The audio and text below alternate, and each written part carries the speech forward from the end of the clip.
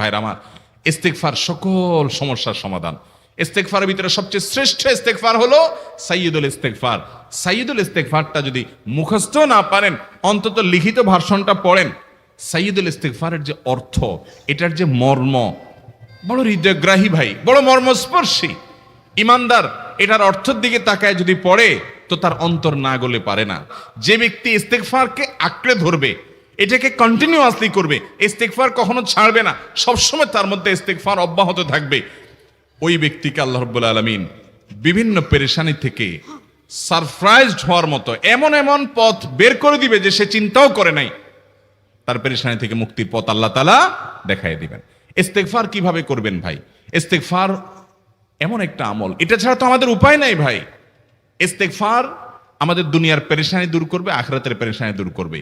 দুনিয়ার পেরেশানি, আমাদের বিপদ আপদ মুসিবত, এগুলো, রিজিকের অনটন অভাব, এগুলা।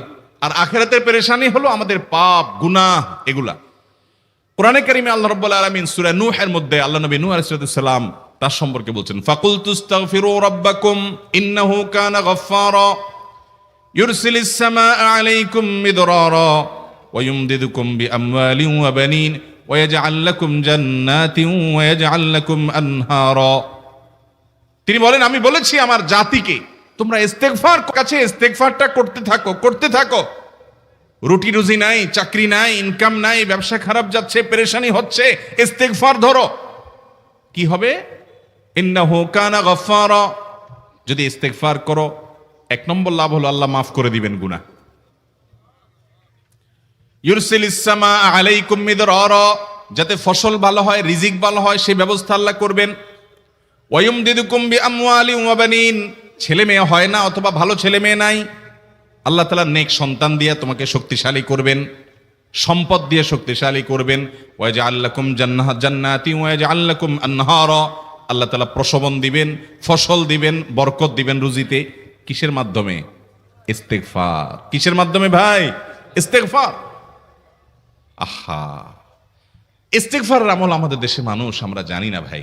এটাও আরবদেরকে আমি দেখেছি, সারাক্ষণ তারা অবসর সময়গুলোতে ইস্তেগফার করতে থাকে। আস্তাগফিরুল্লাহ ওয়া আতুবু ইলাইহি, আস্তাগফিরুল্লাহ, আস্তাগফিরুল্লাহ। মানে কি? আল্লাহর কাছে আমি ক্ষমা প্রার্থনা করি, আল্লাহর কাছে আমি মাপ চাই, আল্লাহর কাছে আমি তওবা করি, আল্লাহর দিকে আমি ধাবিত হই, আল্লাহর কাছে আমি ফিরে যাই।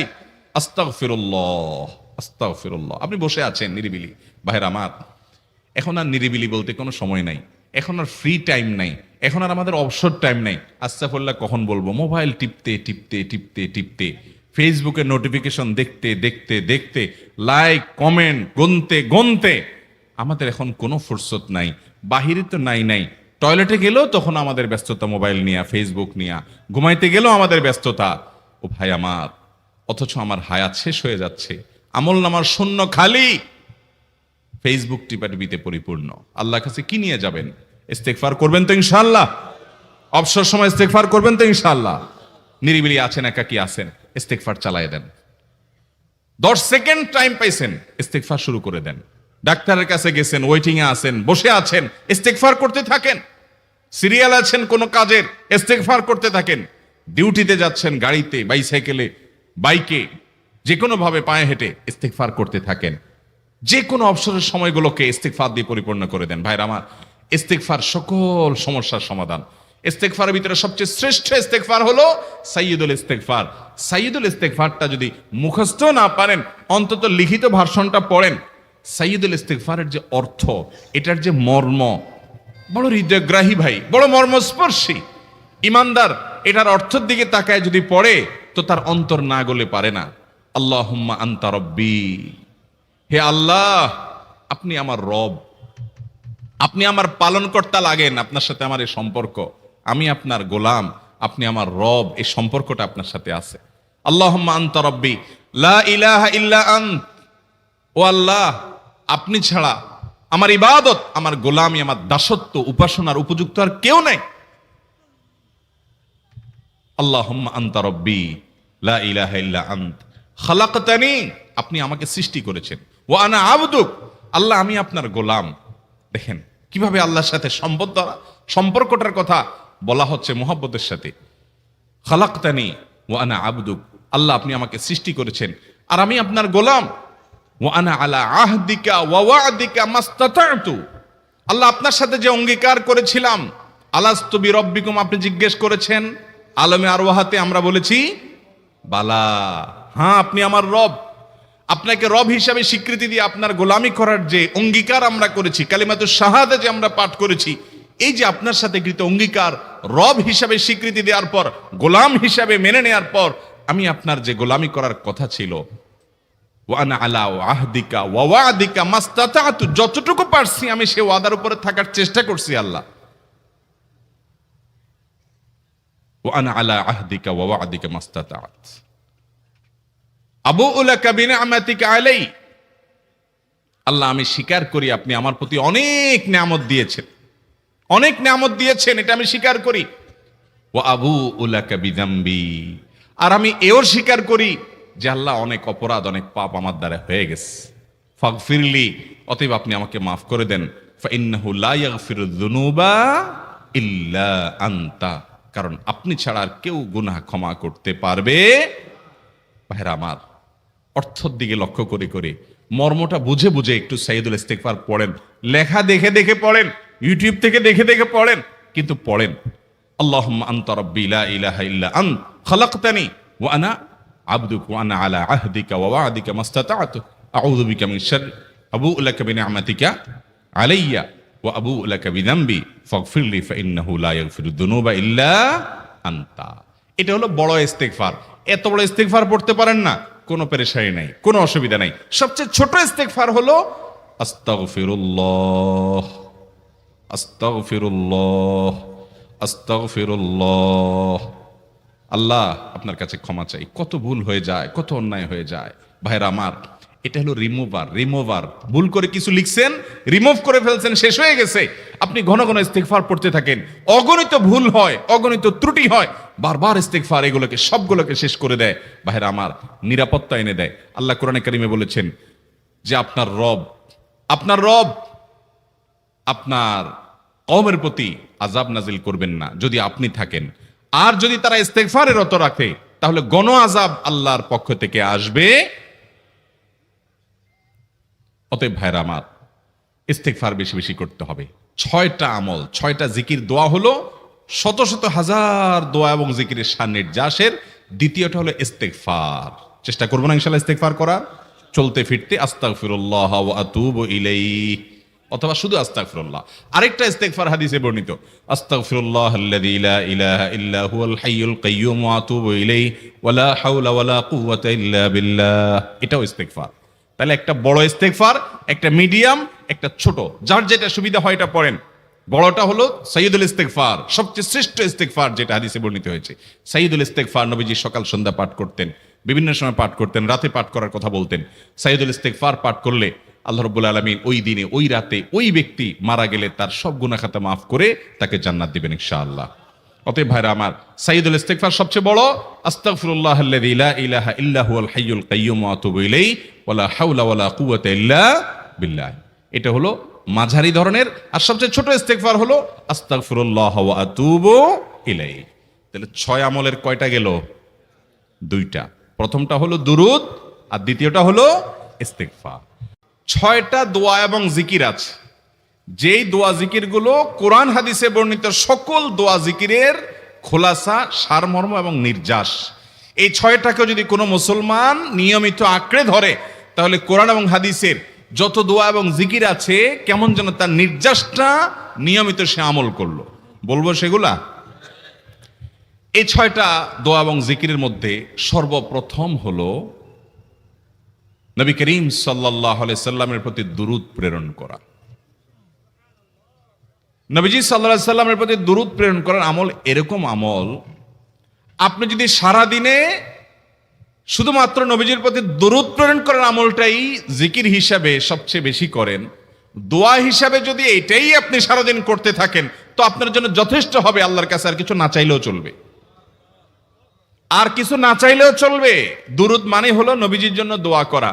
ভাই, আল্লাহ তার হাবিবকে রহম করবেন, আপনার আমার দোয়ার দিকে আল্লাহর তাকানোর কোনো ঠেকা আছে? নবীজি কি আমাদের দোয়ার কোনো মুখাপেক্ষী? কিন্তু আমরা তার জন্য দোয়া করলে ওই চান্সে আল্লাহ তাআলা আমাদের প্রতি অনুগ্রহ করবেন। একবার না, আপনি নবীজির প্রতি একবার রহমতের দোয়া করবেন, একবার দুরূদ পাঠ করবেন। মান সাল্লা আলাইয়া মাররাতান সাল্লাল্লাহু আলাইহি আশারা, নবীজি সাল্লাল্লাহু আলাইহি সাল্লাম বলেছেন, একবার আমার জন্য তোমরা দোয়া করলে, আমার প্রতি দুরূদ পাঠ করলে, আল্লাহ তাআলা তোমাদের জীবনে 10 বার 10 জায়গায় 10 টাইমস তোমাদের উপর আল্লাহ তাআলা অনুগ্রহ করবেন। আপনি টেরও পাবেন না কত জায়গায় আল্লাহ অনুগ্রহ করেছেন। আল্লাহ বাঁচাই দিয়েছেন, একটুর জন্য শেষ হয়ে যান নাই। ওই যে দুরূদ পড়ছেন, আল্লাহ তাআলা রক্ষা করছে, আপনি খবরও নাই।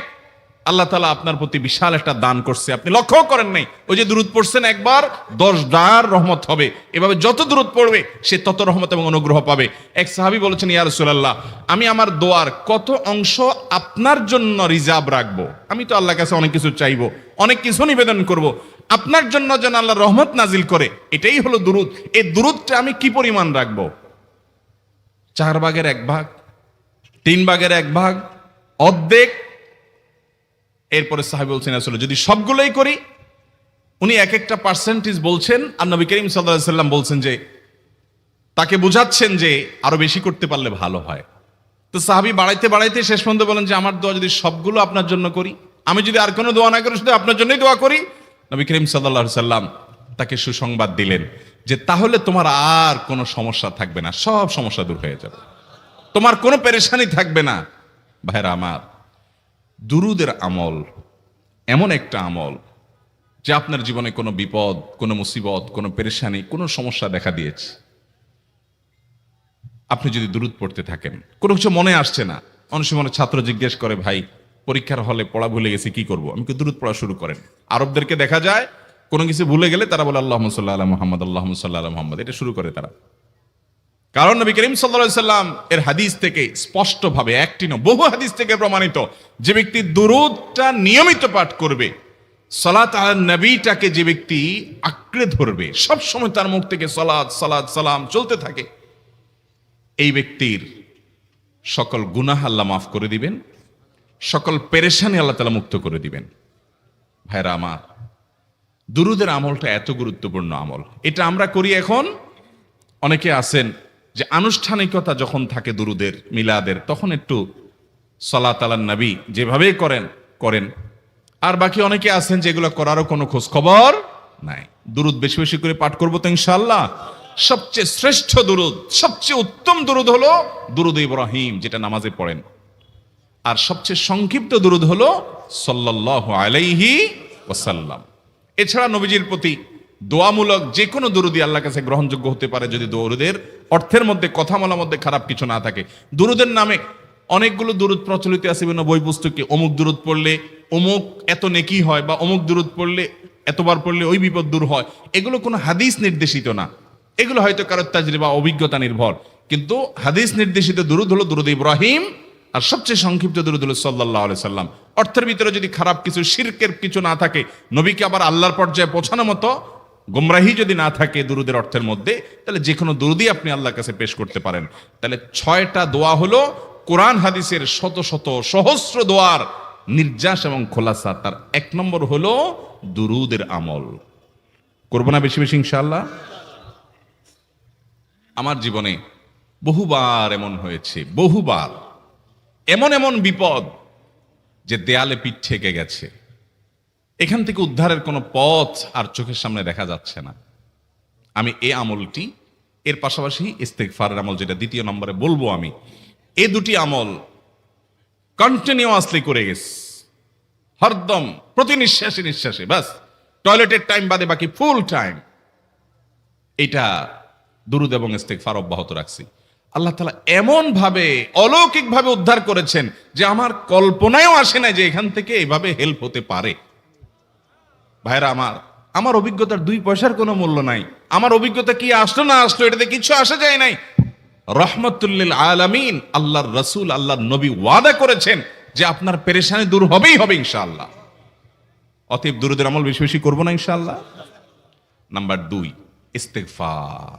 ইস্তেগফার ইস্তেগফার এটাও বেশি বেশি করতে হবে, দুরূদও বেশি বেশি করতে হবে। দুরূদের ব্যাপারে নবী করিম সাল্লাল্লাহু আলাইহি সাল্লাম এক হাদিসে বলেছেন, আকসিরু আলাইয়া মিনাস সালাতি মিন ইয়াউমিল জুমআতি ওয়া লাইলাতিল জুমআহ।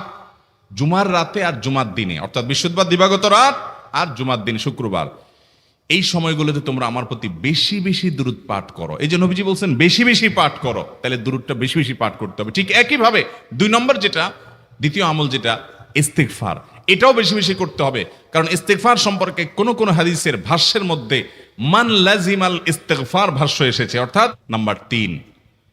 এটা আমাদের বেশিরভাগ মানুষ জীবনে হয়তো শুনেনও নাই, অনেকে হয়তো শুনছেন, আমল করা হয় না।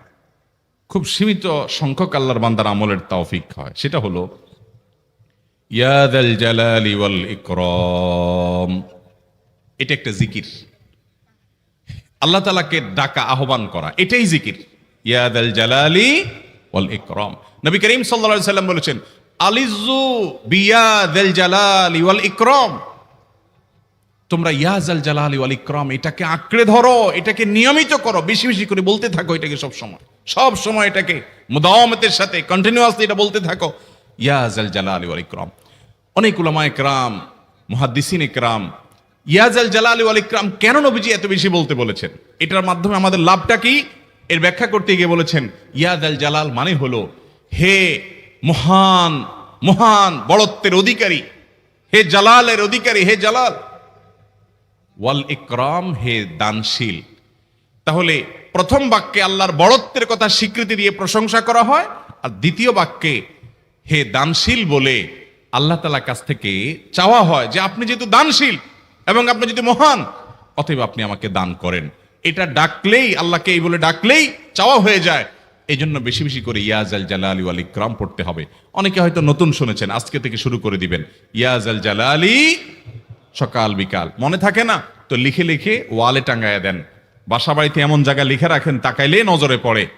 কারণ মোবাইলে আমাদেরকে সবকিছু ভুলাই দেয়, দুনিয়ার ব্যস্ততা সব ভুলাই দেয়। এই জন্য বেশি বেশি ইয়া যাল জালালি ওয়াল ইকরাম পড়বো। 3টা হয়ে গেল। নাম্বার 4 নম্বর যে দোয়া এবং জিকির করতে নবী করিম সাল্লাল্লাহু আলাইহি সাল্লাম সব সময় আমাদেরকে উৎসাহ দিয়েছেন, অনুপ্রেরণা দিয়েছেন। এবং ইবনে সাদি রাহিমাহুল্লাহ তিনি 6টা নির্যাস দোয়া এবং জিকির যে বলেছেন, তার 4 নম্বর হলো লা হাওলা ওয়ালা কুওয়াতা ইল্লা বিল্লাহ। লা হাওলা ওয়ালা কুওয়াতা ইল্লা বিল্লাহ। লা হাওলা ওয়ালা কুওয়াতা ইল্লা বিল্লাহ, এটা হলো সারেন্ডার করা, আল্লাহর কাছে সারেন্ডার করা, আত্মসমর্পণ করা। মানে আল্লাহ ছাড়া কোনো ভালো কাজ করার ক্ষমতা কারণ নাই, করার তৌফিক দেওয়ার ক্ষমতা কারণ নাই, আর পাপ থেকে বাঁচানোরও ক্ষমতা কারণ নাই। এই জন্য আমি কেমন যেন আল্লাহর কাছে সারেন্ডার করছেন, লা হাওলা ওয়ালা কুওয়াতা ইল্লা বিল্লাহ। কোন অবস্থা, কোন সামর্থ্য, এগুলো কারোর কাছে নাই, শুধুমাত্র কার কাছে আছে? আল্লাহর কাছে আছে। এই অর্থ বুঝে আপনি লা হাওলা ওয়ালা কুওয়াতা ইল্লা বিল্লাহ বেশি বেশি পাঠ করবেন। নবী করিম সাল্লাল্লাহু আলাইহি সাল্লাম বলেছেন, তোমাদেরকে কি আমি জান্নাতের একটা ভান্ডারের খবর দিব, যেটা জান্নাতের ভান্ডার, সওয়াব টওয়াব না, সাধারণ অল্প স্বল্প সওয়াব না, পুরো জান্নাতের ভান্ডারের সন্ধান দিয়ে দিব। সাহাবা ইকরাম তো চাইতেনই সেটা। নবীজি সাল্লাল্লাহু আলাইহি সাল্লাম তখন বলেছেন যে লা হাওলা ওয়ালা কুওয়াতা ইল্লা বিল্লাহ, এটা হলো কানজুম মিন কুনুজিল জান্নাহ, জান্নাতের ভান্ডার সমূহের মধ্যে থেকে একটা বড় ভান্ডার হলো লা হাওলা ওয়ালা কুওয়াতা ইল্লা বিল্লাহ। অতএব এই আমলটাও বেশি বেশি করবেন। 4 নম্বর আমল হয়ে গেল। দুরুদের আমল 1, ইস্তিগফারের আমল 2, ইয়া যাল জালালি ওয়াল ইকরাম 3, লা হাওলা ওয়ালা কুওয়াতা ইল্লা বিল্লাহ। কয়টা হলো? 4। 5 নম্বর আমল হলো দোয়া ইউনুস। দোয়া ইউনুস জানা আছে তো? লা ইলাহা ইল্লা আনতা সুবহানাকা ইন্নী কুনতু মিনাজ জালিমিন। ভাইরা আমার, অর্থের দিকে তাকায়া মাঝে মধ্যে মোবাইল টোবাইল সব ফালায় রেখে একটু আল্লাহর সাথে কথা বলবেন, আল্লাহর সাথে একটু কানেক্টেড হওয়ার চেষ্টা করবেন, আল্লাহর সাথে একটু সংযুক্ত হওয়ার চেষ্টা করবেন। ডিসকানেক্টেড তো পুরো লাইফটা কাটাই দিলেন, একটু কানেক্টেড হওয়ার চেষ্টা করেন। প্রতিদিন কিছু সময় বসে একটু জিকির করেন, চলতে ফিরতে একটু আল্লাহকে সময় দেন। আপনি উপকৃত হবেন, আপনার কল্ব জিন্দা হবে, আমল নামা সওয়াবে পরিপূর্ণ হবে। লা ইলাহা ইল্লা আনতা সুবহানাক ইন্নী কুনতু মিনাজ জালিমিন। অর্থের দিকে তাকান, কত মর্মস্পর্শী। লা ইলাহা ইল্লা আনতা, আল্লাহ আপনি ছাড়া কোনো সত্যিকারের মাহবুদ নাই, উপাস্য নাই। সুবহানাক, আপনি পবিত্র, আমি আপনার পবিত্রতা জ্ঞাপন করছি। ইন্নী কুনতু মিনাজ জালিমিন, তবে আমি সেসব মানুষদের অন্তর্ভুক্ত যারা নিজের প্রতি নিজে জুলুম করেছে, অবিচার করেছে, অন্যায় করে আমার নিজের পায়ে নিজে কুড়াল মেরেছি বহু। অতএব আপনি আমাদের প্রতি রহম করেন। এই দোয়া পাঠ করে আপনারা সবাই জানেন আল্লাহর একজন নবী, তিনি জীবনের সবচেয়ে কঠিন পরিস্থিতির মুখোমুখি হয়ে এমন বিপদে পড়েছেন যে বিপদ থেকে উদ্ধারের কোনো পথ ছিল না।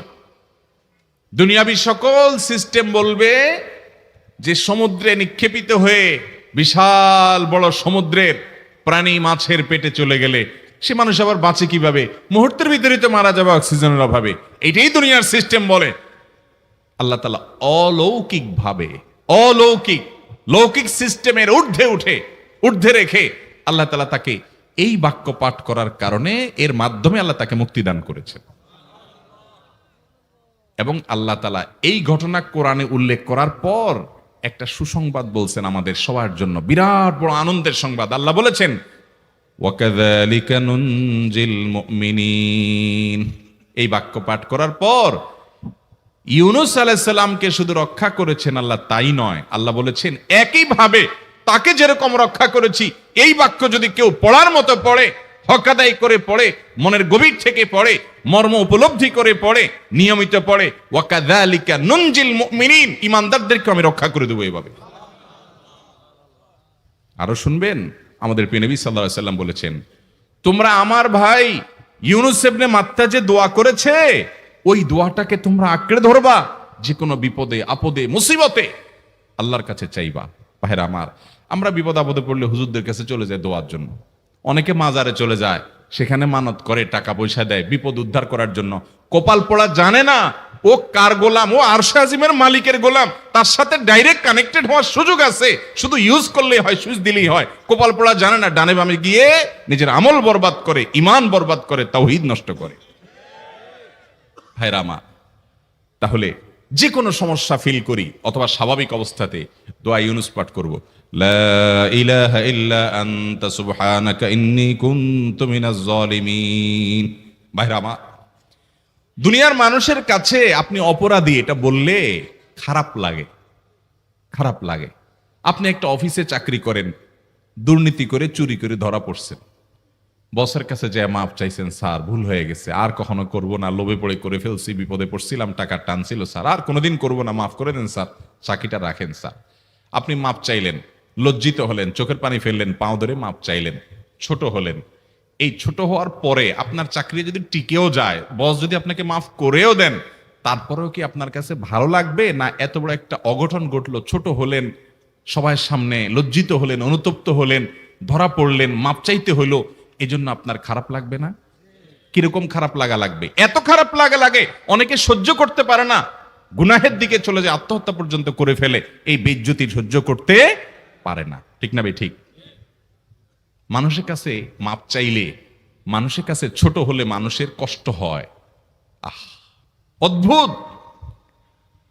আরশে আজিমের মালিকের কাছে সেজদায় পড়ে চোখের পানি ফেলে যদি স্বীকার করেন, ও মালিক, নামাজ পড়ি নাই, বড় জুলুম করেছি, কাবিরা গুনাহ করেছি, ও মালিক, হারাম জিনিস দেখে ফেলেছি, খারাপ জিনিস শুনে ফেলেছি, পাপ করেছি, অপরাধ করেছি মালিক, জাহান্নামের যে বিবরণ হাদিসে আসছে, এটা সহ্য করার ক্ষমতা আমার নাই, আপনি আমাকে মাফ করে দেন। এইভাবে যদি আল্লাহর কাছে একটু চোখের পানি ফেলে দোয়া করেন, একটু দোয়া করে দেখেন, আল্লাহর শপথ করে বলছি, আপনার জীবনে সবচাইতে আনন্দের মুহূর্ত হবে তখন যেদিন এরকম দোয়া করতে পেরেছেন, চোখের পানি ফেলতে পেরেছেন। দুনিয়ার মানুষের কাছে ছোট হলে মানুষের মনটা সংকীর্ণ হয়, ছোট হয়, মানুষ অপমান বোধ করে, খারাপ লাগে। মালিকের কাছে যদি কেউ মাপ চায়, চোখের পানি ফেলে, ইস্তেগফার করে, ছোট হয়, তাহলে তার অন্তরে আরো আনন্দ অনুভব হয়। সালহাতু সঙ্গে বুদি দিল খরাশ, আজমোদে এক জামানা খাকে বাস। পাথর হয়ে বহুকাল ছিলে ভাই, কিছু কালের জন্য একটু মাটি হও, আসো, একটু মাটি হয়ে দেখো। পাথর হয়ে তুমি যতটা আনন্দিত হয়েছো, পুলকিত হয়েছো, পরিতৃপ্ত হয়েছো, আরশে আজিমের মালিকের শপথ করে বলছি, আল্লাহর কাছে মাটি হয়ে, ছোট হয়ে, তুচ্ছ হয়ে, অপমানিত হয়ে, ক্ষমা চেয়ে, ইস্তেগফার করে তুমি যখন লা ইলাহা ইল্লা আনতা সুবহানাকা ইন্নী কুনতু মিনাজ জালিমিন, নিজে পাপ করেছো এটা স্বীকার যখন করবে, তখন আল্লাহ তাআলা শুধু মাফ করবেন না, তোমাকে ঈমানের স্বাদ দিবেন, তুমি সাথে সাথে অন্তরে সেটা অনুভব করবা। ভাইরা আমার, আল্লাহর দিকে ধাবিত হব তো ইনশাআল্লাহ? গুনাহের, পাপের, অপরাধের পথ ছেড়ে আসবো তো ইনশাআল্লাহ? লা ইলাহা ইল্লা আনতা সুবহানাকা ইন্নী কুনতু মিনাজ জালিমিন। কোরআন হাদিসের নির্যাসের 5 নম্বর আমল দোয়া ইউনুস। নবীজি সাল্লাল্লাহু আলাইহি সাল্লাম বলেছেন, আমার ভাই ইউনুস আলাইহিস সালাম, তিনি আল্লাহর কাছে এটা পড়ে যেরকম বিপদ থেকে রক্ষা পেয়ে গেছেন, তোমরা আমার ভাই ইউনুস আলাইহিস সালামের দোয়াটা বেশি বেশি পড়বা, ওইটাকে তোমরা আঁকড়ে ধরবা, তোমাদেরকে আল্লাহ তাআলা উদ্ধার করবেন। আল্লাহ কোরআনে ওয়াদা করেছেন, ওয়া কাযালিকা নুনজিল মুমিনিন, এভাবে আমি ঈমানদারদেরকে রক্ষা করব। অতএব ভাইরা আমার, বিপদ আপদে ওই মাজারে দৌড় দিবেন না, হুজুরের কাছে দোয়া চান, এটাতে দোষের কিছু নাই, কিন্তু সবকিছুর আগে আপনি নিজে নিজের মালিকের কাছে চান। আমরা অনেকে দোয়া করি না, কেন করি না? আমরা মনে করি যাই রে, আমি এত গুনাহগার মানুষ, আমার দোয়া কবুল হবে, এই জন্য হুজুরের কাছেই শুধু যায়, যে হুজুর যদি কিছু বলে দেয়। আল্লাহর কাছে ডাইরেক্ট চাইলে যে পাওয়া যাবে, এটা অনেক মুসলমান বিশ্বাস করে না, ভালো করে জানে না। ভাইরা আমার, আল্লাহ কোরআনে বলেছেন, উদউনি আস্তাজিব লাকুম, তোমরা আমার কাছে দোয়া করো, আমি কবুল করব, ওয়াদা করেছেন আল্লাহ তাআলা। আমার রব কি ওয়াদার খেলাফ করে? আমাদের রব ওয়াদার খেলাফ করে? ইন্নাহু লা ইউখলিফুল মিআদ, তিনি ওয়াদার খেলাফ করেন না। তিনি বলেছেন তোমরা দোয়া করো, হালাল বক্ষণ থাকে, যদি হালাল উপার্জন যদি থাকে, শরীরে যদি হারাম যদি না থাকে, শর্ত আদায় করে দোয়া যদি করেন, দোয়া করে আবার হুলস্থুল যদি না করেন, তাড়াহুড়ো যদি না করেন, দোয়া করে আল্লাহর কাছে দরখাস্ত জমা দিয়ে দেন, দুরূদ পাঠ করেন, শর্ত আদায় করে দোয়া করেন, আপনি যত অপরাধী হন, যত গুনাহগার হন, যত পাপিষ্ঠ হন, আল্লাহ আপনার দোয়া কবুল করবে। আচ্ছা ভাই, আমরা যত খারাপ হই, আপনি নামাজ পড়েন না, আপনি ফিল্ম দেখেন, আপনি হারাম জিনিস দেখেন, আপনি অনেক খারাপ কাজ করেন, গালিগালাজ করেন, মানুষের হক মারেন, যত খারাপ আপনি হন, আপনি ইবলিসের চেয়ে বেশি খারাপ হতে পারবেন?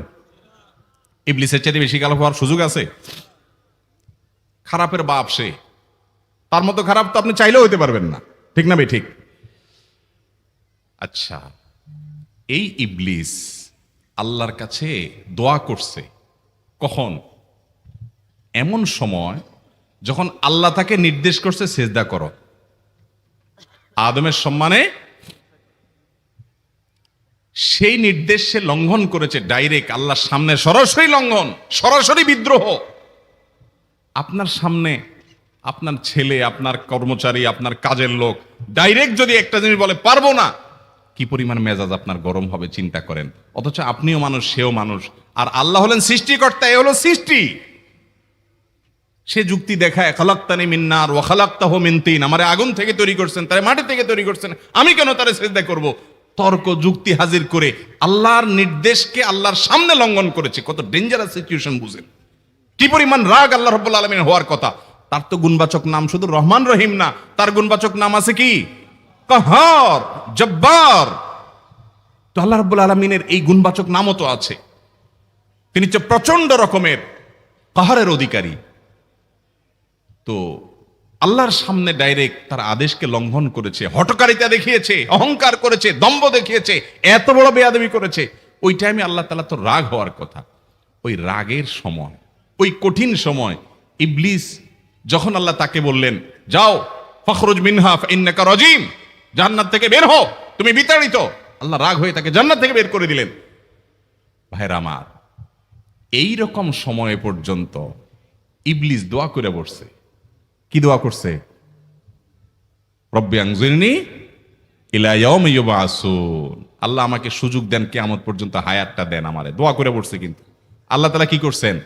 আল্লাহ বলছেন, তো বড় সাহস তোর বেটা, মাত্র সিজদা করতে বলছেন করলি না, কমবখত, আবার দোয়া করস? আল্লাহ সেটা বলেন নাই। আল্লাহ কি করছেন? ইন্নাকা মিনাল মুনজারিন, যাও তোমাকে সুযোগ দেয়া হলো। সুবহানাল্লাহ। ইবলিস যদি আল্লাহর রাগ হওয়ার মতো সময়ে, ক্রোধ হওয়ার মতো সময়ে আল্লাহর সামনে আল্লাহর সরাসরি অবাধ্য হয়ে আল্লাহ তাকে বের করে দিচ্ছেন, বিতাড়িত শয়তানকে, ওই টাইমে যদি দোয়া করার পর ইবলিসের দোয়া কবুল হয়, ও মুসলমান, আপনি আল্লাহর গোলাম হিসেবে নিজেকে স্বীকার করেন, আপনি যত পাপিষ্ঠ হন না কেন, আপনার দোয়া কেন কবুল হবে না? আল্লাহর কাছে দোয়া করবো না ইনশাআল্লাহ? ইবলিসই আমাদেরকে বুঝায়, ফুসলায়, তুই কোন মুখে দোয়া করবি আল্লাহর কাছে? তোর নামাজের ঠিক নাই, তোর ইবাদতের ঠিক নাই, এত আকাম কুকাম করস ফেসবুকে ইউটিউবে, তোর মতো 2 নম্বর একটা মানুষ, কোন মুখে আল্লাহর কাছে দোয়া করবি? থাক, দোয়া করিস না। আমি কেমনে এই মুখ নিয়ে? প্রতিটা দিন, প্রতিটা মুহূর্ত, প্রতিটা ক্ষণ আমাদের কাছে অনেক মূল্যবান। এক একটা দিনকে আমরা হাজার মাস, অর্থাৎ 83 বছর 4 মাস, এটা হয় হাজার মাসের সমপরিমাণ। তো এই 83 বছর 4 মাসের চাইতেও ভ্যালুয়েবল এক একটা রাত। শেষ দশকের বেজোড় রাতগুলোতে বিশেষভাবে লাইলাতুল কদর হওয়ার সম্ভাবনা থাকে। নবী করিম সাল্লাল্লাহু আলাইহি সাল্লাম আমাদেরকে নির্দেশ করেছেন, তাহাররাউ লাইলাতুল কদরি ফিল বিদরি মিনাল আশরিল আওয়াখির মিন রমাদান। রমজানের শেষ দশকের বেজোড় রাতগুলোতে তোমরা লাইলাতুল কদরের আশায় ইবাদত করো। কোন রাতে লাইলাতুল কদর হবে সেটা একমাত্র আল্লাহ তাআলা ভালো জানেন। পৃথিবীর এক এক প্রান্তের মানুষের জন্য বেজোড় রাত এক এক হিসেবে হতে পারে, চাঁদ আগে পরে দেখা যায় ভৌগোলিক কারণে। তো সেই হিসাবে এক এক অঞ্চলে মানুষের জন্য এক এক দিন লাইলাতুল কদর হওয়া অস্বাভাবিক নয়। আবার একইভাবে লাইলাতুল কদর এক এক বছর এক এক দিনে হওয়াটাও অস্বাভাবিক নয়। আমরা সাধারণত 27তম রজনীকেই লাইলাতুল কদর হিসাবে চূড়ান্তভাবে ধরে বসে থাকি, যেটা আসলে এইভাবে এতটা নিশ্চিতভাবে বলার কোনো সুযোগ নাই। নবীজি সাল্লাল্লাহু আলাইহি সাল্লাম আমাদেরকে শেষ দশকের প্রত্যেকটা রাতে ইবাদত করতে বলেছেন। সেখান থেকে তিনি আরও কাস্টমাইজ করে আমাদেরকে বলেছেন শেষ দশকের বেজোড় রাতগুলোতে 21, 23, 25, 27, 29 এই রাতগুলোতে বিশেষভাবে ইবাদতবন্দি করার জন্য। মূলত শুধুমাত্র জোড় বেজোড় নয়, বরং নবী করিম সাল্লাল্লাহু আলাইহি সাল্লাম রমাদানের শেষ দশকের প্রত্যেকটা রাতেই জেগে থাকতেন। তিনি কোনো রাতে ঘুমাতেন না। আমরা বিভিন্ন সময় আপনাদেরকে বলার চেষ্টা করি যে রমজানের শেষ দশকের যে করণীয় কাজগুলো আছে এর মধ্যে একটা হলো রাত জেগে থাকা। আমি নিজে যদি আর কিছু করতে না পারি তো সারা রাত জেগে থাকি, অন্য কাজকাম করি, তারপরও রাত জেগে থাকার কাজটা অন্তত হলো। শেষ দশকের এই দিনগুলো এবং এই রাতগুলো নবী করিম সাল্লাল্লাহু আলাইহি সাল্লামের জীবনে ইবাদতের জন্য সবচেয়ে গুরুত্বপূর্ণ ছিল। কানা ইয়াজতাহিদু ফীহি মা লা ইয়াজতাহিদু ফী গায়রি। তার সারা জীবনে ইবাদতের জন্য যত সাধনা করতেন, আমরা জানি হেরা গুহায় তিনি গিয়ে নির্জনে আল্লাহ রাব্বুল আলামিনের ইবাদত করতেন, আল্লাহর কাছে দোয়া প্রার্থনা করতেন। তার জীবনে যত ইবাদত করেছেন, যত দোয়া করেছেন, যত রোনাজারি করেছেন, যত সাধনা মেহনত করেছেন, এই সবগুলোর সাথে যদি রমজানের শেষ দশকের ইবাদতকে তুলনা করা হয় তো রমজানের শেষ দশকের ইবাদতটা ছিল অন্য যে কোনো সময় চাইতে অনেক বেশি। কানা ইয়াজতাহিদু ফীহি মা লা ইয়াজতাহিদু ফী গায়রি। রমজানের শেষ দশকে যা তিনি করতেন ইবাদতের জন্য, যত কষ্ট তিনি করতেন, অন্য কোনো সময় এরকম করতেন না। তার মানে এই দশকের প্রধান এবং প্রথম করণীয় হলো যে এই দশকে আমার জীবনের সবচাইতে বেশি ইবাদতের সাধনা হবে। আমার শক্তি সামর্থ্যের শেষটুকু দিয়ে আমি ইবাদত বন্দেগী করার চেষ্টা করব। আমার ইবাদতের ভলিউম সর্বোচ্চ হাই এবং সবচাইতে পিকে উঠবে এই 10টা দিন। সেটা আমার দিনে হবে, সেটা আমার রাতে হবে, সেটা আমার চলাফেরায় হবে, সেটা আমার লাইফস্টাইল, সেটা আমার দৈনন্দিন রুটিন, সবকিছুতেই তার একটা ছাপ, তার একটা আলামত এটা পড়বে। এটা হলো এই দশকে একজন ইমানদারের জন্য করণীয়, যে জীবনের সবচেয়ে বেশি সাধনা এই দশকে হবে। দ্বিতীয়ত, এই দশকের অন্যতম প্রধান আমল হলো ইতিকাফ। নবী করিম সাল্লাল্লাহু আলাইহি সাল্লাম রমজানের শেষ দশকে ইতিকাফ করতেন। ইতিকাফের এই আমলটি এত গুরুত্বপূর্ণ যে নবী করিম সাল্লাল্লাহু আলাইহি সাল্লাম রমজানের রোজা ফরজ হওয়ার পর থেকে মৃত্যু পর্যন্ত, ওফাত পর্যন্ত তিনি কোনো বছর কিন্তু ইতিকাফ ছাড়তেন না। প্রতি বছর তিনি ইতিকাফ ধরে রাখতেন এবং নিয়মিত করতেন। 1 বছর রমজানে তিনি ইতিকাফে বসেছিলেন, কিন্তু খুব জরুরি কাজে ইতিকাফ ভাঙতে হয়েছিল।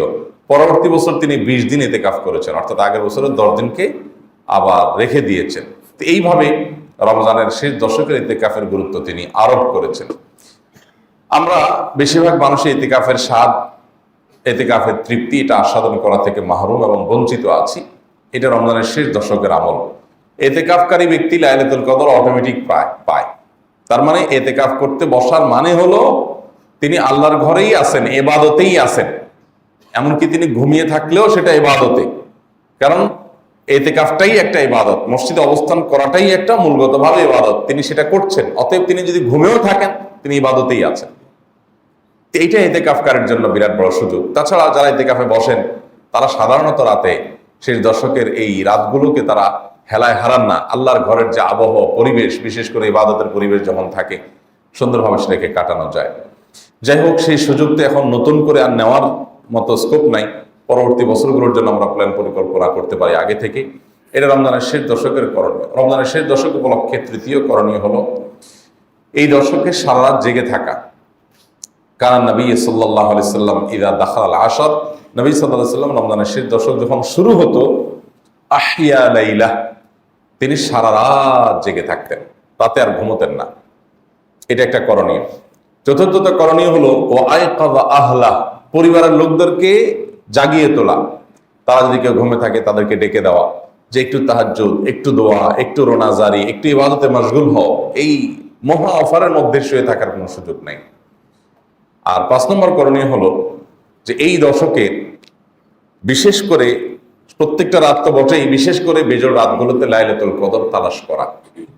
লাইলাতুল কদর তালাশ করা, তালাশ করার মানে হলো এই রাতটি লাইলাতুল কদর হতে পারে সে আশায় ইবাদত বন্দেগী করা। আর লাইলাতুল কদর হতে পারে এরকম সম্ভাব্য রাতে একটি বিশেষ দোয়া নবী সাল্লাল্লাহু আলাইহি ওয়াসাল্লাম শিক্ষা দিয়েছেন, সেটাকে আমরা 6 নম্বর করণীয় বলতে পারি। সেটা হলো আল্লাহুম্মা ইন্নাকা আফুউন তুহিব্বুল আফওয়া ফাআফু আন্নী। আল্লাহ, আপনি ক্ষমাশীল, আপনি ক্ষমা করতে ভালোবাসেন, পছন্দ করেন, অতএব আপনি আমাকে ক্ষমা করে দিন। এই দোয়া নবী করিম সাল্লাল্লাহু আলাইহি ওয়াসাল্লাম শিক্ষা দিয়েছেন। অতএব এই দোয়াটা আমরা বেশি বেশি করে পাঠ করব শেষ দশকের প্রত্যেকটা রাতে, বিশেষ করে বেজোড় রাতগুলোতে।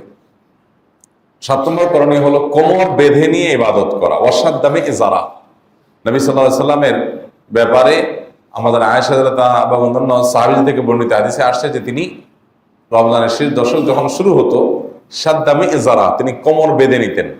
কোমর বেঁধে নেওয়ার অর্থ কি? কোমর বেঁধে নেওয়ার অর্থ, একটা অর্থ হলো যে কোনো কাজকে সর্বশক্তি নিয়োগ করে করাকে কোমর বেঁধে নামা বলে, এটা একটা অর্থ। আরেকটা অর্থ, বিভিন্ন হাদিস বিশারদগণ ব্যাখ্যা, জাস্ট ওনাদের ব্যাখ্যা করেছেন যে এর মানে শেষ দশক স্ত্রী থেকে পৃথক থাকা, এটা নবী সাল্লাল্লাহু আলাইহি ওয়াসাল্লাম করতেন। তার মানে এই দশকটা শুধুই ইবাদতের জন্য রাখতেন। তাছাড়া এমনি যেহেতু এতেকাফে থাকতেন, অতএব সেটাও বোঝা যায় যে এই ব্যাখ্যাটাও অমূলক বা অযৌক্তিক নয়। অর্থাৎ এই দশকটা ইবাদতের জন্য নিজেকে সম্পূর্ণ পৃথক করে রাখা, এই কাজটি নবী করিম সাল্লাল্লাহু আলাইহি ওয়াসাল্লাম করতেন। রমজানের শেষ দশক এর গুরুত্বপূর্ণ আরেকটা আমল হলো যে এই দশকে আমাদের ইবাদত বন্দেগী নেক আমল যেগুলো রমজানের সারা মাস জুড়ে আমরা করেছি, সেগুলো এই দশকে আরো বিশেষ গুরুত্বের সাথে করা, সেটা আমাদেরকে করতে হবে। আর আরেকটা করণীয় হলো সদকায়ে ফিতির দেওয়া। প্রত্যেক রোজাদার ব্যক্তি তার পরিবারের ফিতরা সম্পর্কে আমরা অনেকে পরিপূর্ণ পরিষ্কার না, অনেকে ধোঁয়াশার মধ্যে থাকি। সদকায়ে ফিতির এটা একটা পরিবারের কর্তা যিনি, তিনি তার পরিবারের সকল সদস্য যারা তার একান্নভুক্ত, যাদের ভরণ পোষণ তিনি দিচ্ছেন, এটা তার অধীনে, তারা সবার তরফ থেকে, তাদের সবার তরফ থেকে পরিবারের কর্তা যিনি উনি দিবেন। আপনি আপনার স্ত্রী, আপনার সন্তান সন্ততি, এমনকি দুধের বাচ্চা, সবার হেড কাউন্ট করে সবার তরফ থেকে আপনি ফিতরা আদায় করবেন। ফিতরাটা কি? ফিতরাটা হলো নবী করিম সাল্লাল্লাহু আলাইহি ওয়াসাল্লাম বলেছেন, এটা তুহরাতান লিস-সাইমি আনিল লাগবি ওয়ার রাফাস ওয়া তু'মাতান লিল মাসাকিন। এটা হলো রোজাদার ব্যক্তির রোজা রাখতে গিয়ে যে আমাদের ভুল ত্রুটি হয়, আমাদের যে ত্রুটি বিচ্যুতি হয়, আমাদের যে আপনার অহেতুক কথা বলা হয়, এসব কাজগুলো থেকে রোজাকে রিফাইন করা, এসব কাজগুলো থেকে রোজাকে পরিচ্ছন্ন করা, এই কাজটা সদকায়ে ফিতির করে, সেজন্য সদকায়ে ফিতির দেওয়া। আর আরেকটা সদকায়ে ফিতিরের উদ্দেশ্য হলো তু'মাতান লিল মাসাকিন, মিসকিনদের খাদ্য দান কর্মসূচি। পৃথিবীতে আমরা আজ খাদ্য দানের নানান কর্মসূচির কথা জানি, শুনি, বিভিন্ন সংস্থা, বিভিন্ন প্রতিষ্ঠান দেশীয় আন্তর্জাতিকভাবে করে। কিন্তু ইসলাম যে খাদ্যদান কর্মসূচির নির্দেশ দিয়েছে, সেই খাদ্যদান কর্মসূচি পৃথিবীর সবচাইতে ব্যাপক। এরকম ব্যাপক খাদ্যদান কর্মসূচি অন্য কোনো প্রতিষ্ঠান কখনো দেওয়ার কথা কল্পনাও করতে পারে না। একটা দিন, ঈদের দিন অন্তত, পৃথিবীর সকল অভাবী, সকল গরিব মানুষের বাসায় ভালো খাবারের ব্যবস্থা থাকবে। এটা নিশ্চিত করতে চায় ইসলাম, যে ঈদের দিনটা অন্তত মন ভরে হাসি মুখে মানুষ যার যার যে প্রিন্সিপাল ফুড আছে, সে ফুড, প্রধান খাদ্য যেগুলো আছে সেগুলো তাদের বাসায় থাকবে, এবং তারা এই একটা দিন অন্তত না খেয়ে থাকবে না, খাবারের কষ্ট করবে না, মন ভরে একটু খাবে। এই ব্যবস্থা যেন হয়, সেজন্য এই ফিতরার নির্দেশ আমাদেরকে দেওয়া হয়েছে। এটা ওয়াজিব, এটা আবশ্যক। এই ফিতরা আদায় করাটা জরুরি, এটা কোনো নফল কাজ না, না করলে গুনাহ হবে। অতএব এই ফিতরাটা আমরা সঠিকভাবে সবাই আদায় করবো ইনশাআল্লাহ তাআলা। ফিতরা আদায়ের সাথে যাকাতের সম্পর্ক আছে কিনা এটা নিয়ে ইমামদের মধ্যে মত পার্থক্য আছে, কিন্তু আমরা সবাই চেষ্টা করব যার যার জায়গা থেকে দেওয়া। যদিও আপনার ফিতরা আদায়ের ব্যাপারে হানাফি মাযহাবের ফতোয়া হলো যে এটা শুধুমাত্র যাদের উপর যাকাত আবশ্যক হয় তাদের জন্য, ওই পরিমাণ সম্পদ থাকলে তাদের উপরে বর্তায়, বাকিরাও দিতে পারেন রোজাদার হিসাবে রোজাকে রিফাইন্ড করার জন্য। অন্যান্য ইমামদের মতে অবশ্য ধনী হোক গরিব হোক সবার তরফ থেকে দিতে হবে। তো যাই হোক, এই ফিতরা আমরা আদায় করার চেষ্টা করব কখন? এটা হবে চাঁদ উঠার পর, ঈদের চাঁদ দেখা যাওয়ার পর থেকে নিয়ে আপনার ঈদের নামাজের আগ পর্যন্ত। এই সময়টাতে আমরা ছোটবেলায় দেখেছি আমাদের মা চাচিরা ফিতরার টাকা রেখে দিতেন, রেখে দিয়ে 2 টাকা 2 টাকা করে দিতেন, এবং 2 টাকা 2 টাকা করে, তখন টাটকা নোট, 2 টাকার নোট থাকতো, 1 টাকার নোট থাকতো, 1 টাকা 2 টাকা করে দিতেন, এবং এটা রেখে দিতেন যে গরিব আরো আসবে, ঈদের দিন দুপুরে কিছু আসবে, বিকালে কিছু আসবে, তাদেরকেও দিতে হবে, এই জন্য সব দিতেন না। তো এইভাবে দিলে ফিতরা আদায় হবে না, এটা ওনারা জানতেন না, ভুল পদ্ধতিতে ফিতরা দিতেন। নবী করিম সাল্লাল্লাহু আলাইহি ওয়াসাল্লাম বলেছেন, ফামান আদ্দাহা ক্বাবলা সালাতি ফাহিয়া সাদাকাহ মাকবুলা। যে ব্যক্তি ঈদের নামাজের আগে ফিতরা আদায় করবে সেটা ফিতরা হিসাবে গ্রহণযোগ্য হবে আল্লাহর কাছে। ওমান আদ্দাহা বা'দা সালাতি ফাহিয়া সাদাকাতুম মিনাস সাদাকাত। আর যে ব্যক্তি ঈদের নামাজের পরে ফিতরা দিবে সেটা জেনারেল ডোনেশন হয়ে যাবে, এটা ফিতরা হবে না, আপনার ফিতরার ভূমিকা ওইটা রাখবে না।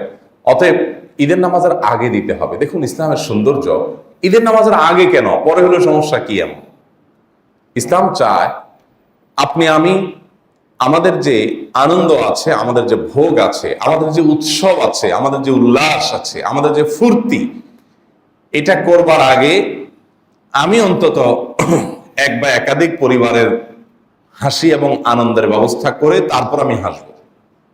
এ হলো ইসলামের নির্দেশনা।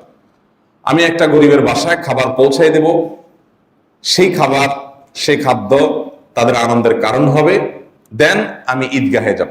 কারণ ঈদের পূর্ণতা, ঈদের আনন্দ, এটা 16 কলায় পরিপূর্ণতা পায় কখন? ঈদগাহে যাওয়ার পর। ঈদগাহে যাওয়ার পর ঈদের নামাজ পড়লেন, এটা হলো ঈদের আনন্দ পূর্ণ মাত্রায় পাওয়া। এই ঈদের আনন্দ পরিপূর্ণ মাত্রায় আপনি করবেন, তার আগে অভাবী পরিবারের মুখে হাসি ফোটাবেন। অর্থাৎ আপনি ভোগ করেন, এই দিনটা আপনাকে ভোগ করার জন্য আল্লাহ তাআলা দিয়েছেন। এটা ইয়াউমু আকলিন ওয়া শুরব, এটা খাওয়া এবং পান করার দিন, আনন্দ করার দিন। আপনি খান, হালাল খাবার খান, হালাল পানীয় পান করেন, এটার জন্য এই দিনটা আল্লাহ তাআলা আপনাকে দিয়েছেন। বাট আপনার আনন্দের আগে, আপনার ভোগের আগে ইসলাম আপনাকে ত্যাগের শিক্ষা দিয়েছে। ঠিক একই কথা ঈদুল আজহাতেও। ঈদুল আজহাতে আল্লাহ তাআলা সে সম্পর্কে বলেছেন, ফাকুলু মিনহা ওয়া তা'মুল কানিআ ওয়াল মুতাররা। কোন আয়াতে আসছে ওয়া তা'মুল কাইসাল বাইসাল ফাকির, তোমরা কুরবানির পশুর গোশত নিজেরা খাও এবং গরিব অভাবীদেরকে দাও। দেখুন, সাধারণ যে উৎসবগুলো আছে, এই উৎসবগুলোর সাথে ইসলামের উৎসব, ধর্মীয় উৎসবের পার্থক্যের একটা বড় জায়গা এখানে তৈরি হয়ে যায়। সাধারণ উৎসবগুলোতে শুধু ভোগ আছে, কোনো ত্যাগ নাই। ইংরেজি নববর্ষ উদযাপন, এখানে কোনো ত্যাগের মহিমা আছে? যে এই দিন উপলক্ষে গরিবদের মধ্যে খাবার বিলাও, পোশাক বস্ত্র বিতরণ করো, এরকম কিছু আছে? কি আছে? টাকা পয়সা থাকলে আতশবাজি কিনো, পটকা কিনো, কিনে এগুলো ফুটাও, ফানুস উড়াও। আর যাদের আরো বেশি পয়সা আছে তারা হোটেলে চলে যাও, বারে চলে যাও, তারা ক্লাবে চলে যাও, পার্টি টাটি করো, উম্মাতাল জীবন যাপন করো, উন্মাদনা করো, ভোগ করো।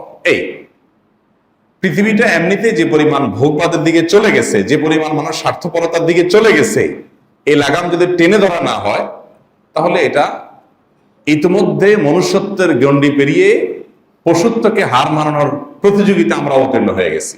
নীতি, নৈতিকতা, আদর্শ সব দিক থেকে শেষ। এই সময় এসে আমরা অনেকে মনে করি যে ধর্মটা আমাদের জীবনে বোধহয় খুব বেশি প্রাসঙ্গিক বিষয় না, এটা বোধহয় আমাদের জীবনের 4 সাবজেক্টের মতো। অথচ আজকের পৃথিবীর বাস্তবতা, ধর্মটা আমাদের জীবনের সবচেয়ে গুরুত্বপূর্ণ অনুষঙ্গ হওয়া উচিত।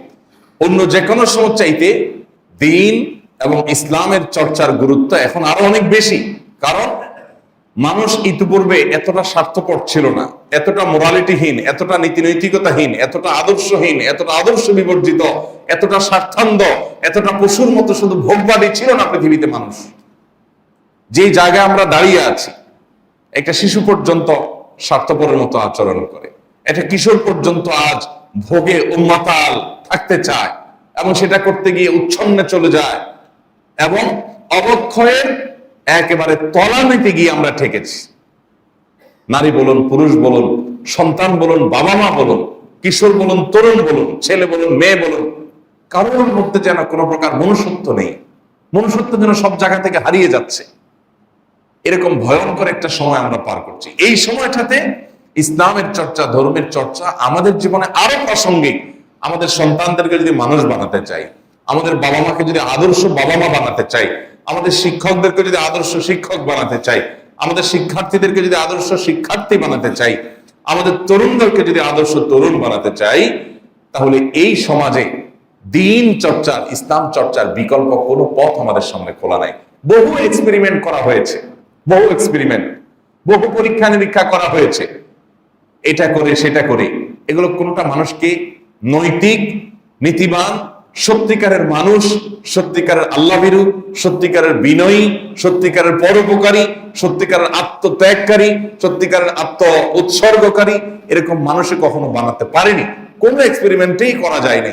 এটার একমাত্র পথ হলো দ্বীন এবং ইসলামের পথে ফিরে আসা, আর কোনো পথ খোলা নেই। আপনি নবী করিম সাল্লাল্লাহু আলাইহি সাল্লামের জীবনে দেখেন, পৃথিবীর ইতিহাসের সবচেয়ে জঘন্য,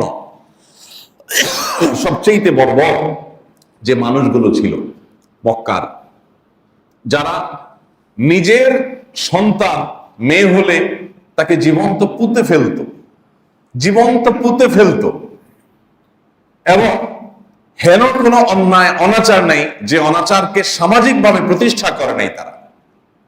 এরকম জাহিলি যুগে একটু একজনের কূপ থেকে, কোন কূপ থেকে একজনের ওট আরেকজনের ওটের আগে পানি পান করে ফেলেছে, জাস্ট এই কারণকে ঘিরে যুগ যুগ ধরে, শতাব্দীকে শতাব্দী ধরে তারা যুদ্ধ বিগ্রহ করত, এবং সন্তান হলে যুদ্ধের কাজে লাগানোই তাদের মূল কাজ ছিল। এইরকম একটা ভয়াবহ পরিবেশে মুহাম্মদ সাল্লাল্লাহু আলাইহি সাল্লাম এসে কোরআন দিয়েছেন। এই কোরআন তাদেরকে পরিবর্তন করে পৃথিবীর ইতিহাসের সবচেয়ে শ্রেষ্ঠ এবং সেরা মানুষ বানিয়ে তারপরে কোরআন ছেড়েছে। তো সেই অভিজ্ঞতাকে পুনরায় আমাদের কাজে লাগাতে হবে, এছাড়া আর কোনো পথ খোলা নেই। আমাদের সমাজে শিক্ষিতের পরিমাণ আগের তুলনায় বাড়ছে না কমছে? অমানুষের পরিমাণ সমান্তরাল ভাবে বাড়ছে। শিক্ষিত যত বাড়ছে, অমানুষও, চোর বাটপারও, দুর্নীতিবাজও, মা বাবার অবাধ্য, সুদখোর, ঘুষখোর, কোনটা মানে খারাপের যতগুলো মিটার আছে, যতগুলো প্যারামিটার আছে, কোনটা বাড়ে নাই আমাকে বলেন যে এই জিনিসটা আমরা উন্নতি করছি। আমরা সব দিক থেকে অবনতি হয়েছে। আমাদের শুধু দালান কোঠার উন্নতি হয়েছে, আমাদের ইস্পাত সভ্যতার উন্নতি হয়েছে, আমাদের ইট লোহার উন্নতি হয়েছে, আমাদের সিমেন্ট বালির উন্নতি হয়েছে, আমাদের ব্রিজ কালভার্ট হয়েছে, আমাদের রাস্তাঘাট হয়েছে, আমাদের আয় বাড়ছে, আমাদের দিনকাল একটু ভালো হয়েছে, আমরা একটু ভালো খাই। বাট নীতি নৈতিকতা এবং আদর্শের কথা যদি বলেন, তাহলে আমাদের সাথে এখন কম্পিটিশন চলে পশু পাখির, যে পশুরা কত খারাপ হতে পারে। আমরা তাদেরকে এখন হারানোর প্রতিযোগিতায় নেমেছি। চতুর্দিকে আপনি একই অবস্থা দেখতে পাবেন। এখনকার সন্তানরা কি আগের সন্তানদের মতো বাবা মার চোখ জোড়ানোর সন্তান হয়? প্রায় সব বাবা মা, হাতে গোনা দুই একজন সৌভাগ্যবান বাবা মা ছাড়া সব বাবা মা সাফার করছেন যে তার সন্তান তিনি যেভাবে চাচ্ছেন সেভাবে না, আসলে সে এরকম সন্তান আশা করেন না, তিনি এরকম সন্তান এক্সপেক্ট করেন না, কিন্তু সেই সন্তানই তার ঘরে। চতুর্দিকে আজকে ভয়াবহ অবক্ষয়। এই অবক্ষয়ের হাত থেকে বাঁচাবার জন্য পৃথিবীর ইতিহাসে, মানব ইতিহাসে যত এক্সপেরিমেন্ট চালানো হয়েছে, আজও গোটা পৃথিবীতে যত এক্সপেরিমেন্ট চালানো হয়, আপনি সবগুলোকে একদিকে রাখেন, আর মুহাম্মদ সাল্লাল্লাহু আলাইহি সাল্লাম মক্কায় যে আল্লাহর দেওয়া ওহীর আলোকে এক্সপেরিমেন্ট চালিয়েছেন সেটাকে একদিকে রাখেন। দেখবেন যে আপদমস্তক অন্ধকার, গুটগুটে অন্ধকারে ডুবে থাকা মানুষটা শুধু কোরআনের ছোঁয়ায় আসার পর, কোরআনের সংস্পর্শে আসার পর তিনি শুধুমাত্র আলোকিত হন নাই, গোটা বিশ্বকে আলোকিত করে গেছেন।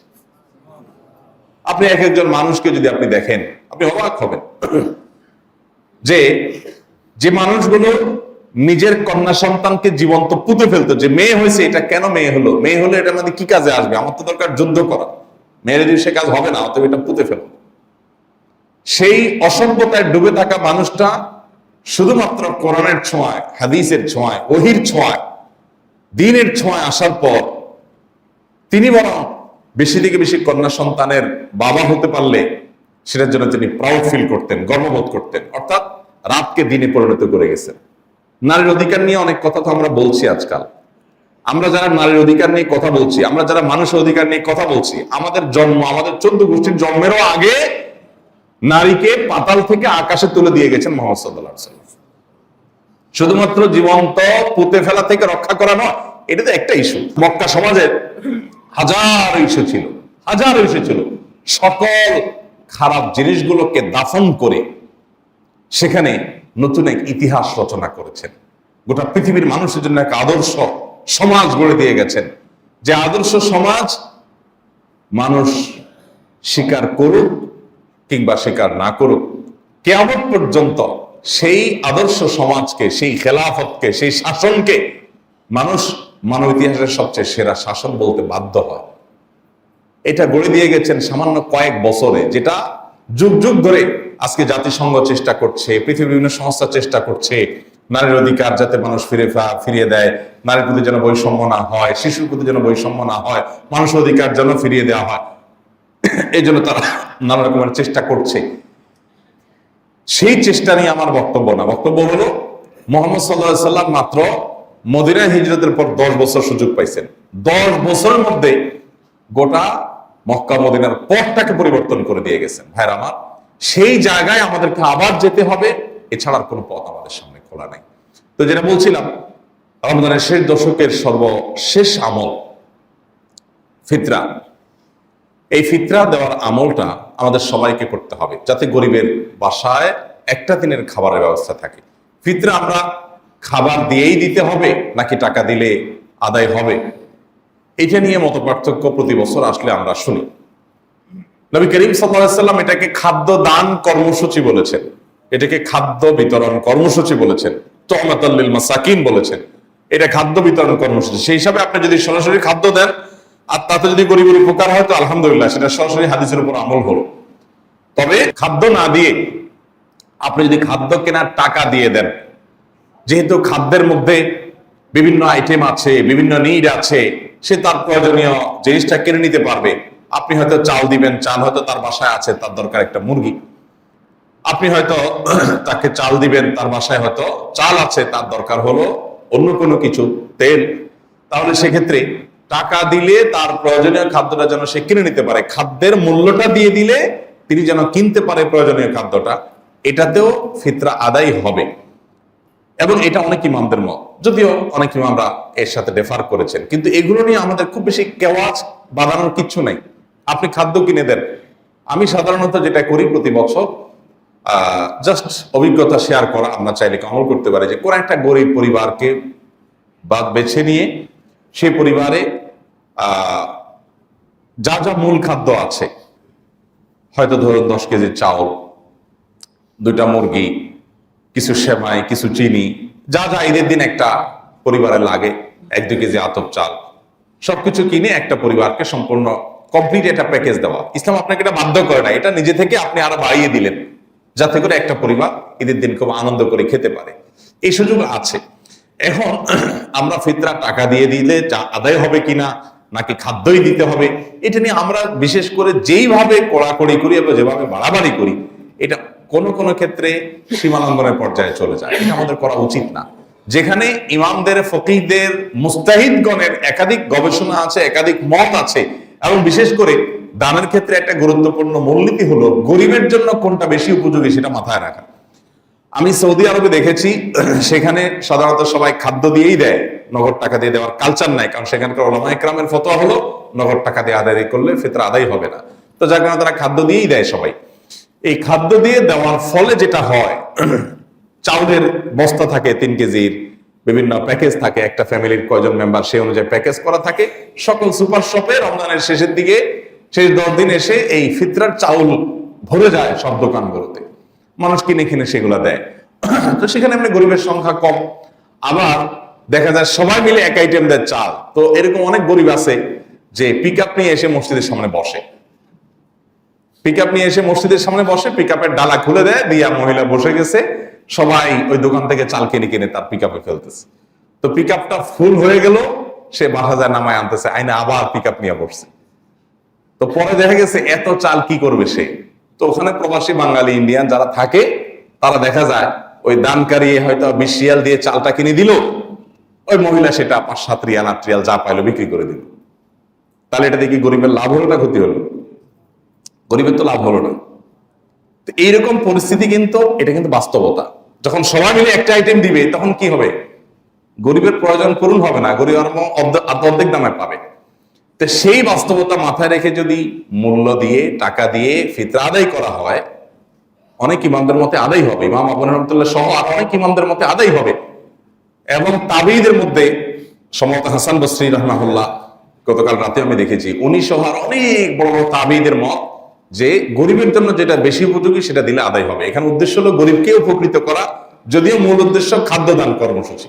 কিন্তু যদি আপনি সরাসরি খাদ্য দিতে পারেন, তার কি নিড আছে সেটা জেনে আপনি খাদ্যটা দিতে পারলেন, তো সেটা হলো সোনার উপর সোহাগা, সবচেয়ে বেটার। যেটা আমি নিজে করার চেষ্টা করি আলহামদুলিল্লাহ, যে খাবারটাই দেই কিন্তু তার নিড কি আছে সেটা যাতে পরিপূর্ণভাবে ফিল আপ হয় সেভাবে দেওয়ার চেষ্টা করি। তো যাই হোক, আমরা আমাদের আশেপাশে গরিব দুঃখীদের প্রতি লক্ষ্য রাখবো। বিশেষ করে আমরা এই বছর যে সময়টা পার করছি, সময়টা খুবই কঠিন এবং কষ্টের।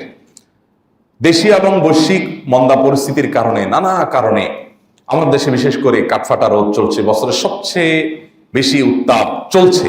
গতকালকে বোধহয় 39 ডিগ্রি ছিল ঢাকা, চুয়াডাঙ্গার দিকে বোধহয় 44 ডিগ্রি উঠেছে।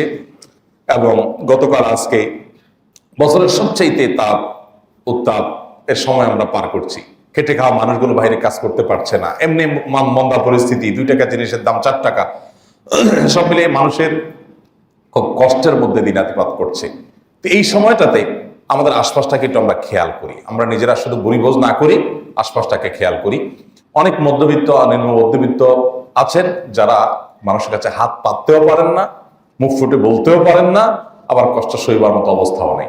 আমাদের দায়িত্ব হলো আমাদের আশপাশটাতে খেয়াল করা, যে আমার আশেপাশে প্রতিবেশী যারা আছে, অনেকে শুধুমাত্র আত্মীয় স্বজন দেখে দেখা দেয়, আত্মীয় স্বজনকে অগ্রাধিকার দিবেন, এতে কোনো সন্দেহ নাই, এতে কোনো সমস্যা নেই। কিন্তু আত্মীয় স্বজনের পাশাপাশি প্রতিবেশীদের প্রতি আমাদের বিশেষ খেয়াল থাকতে হবে, সেটা আমরা যেন করার চেষ্টা করি। আল্লাহ আমাদের সবাইকে তৌফিক দান করুন।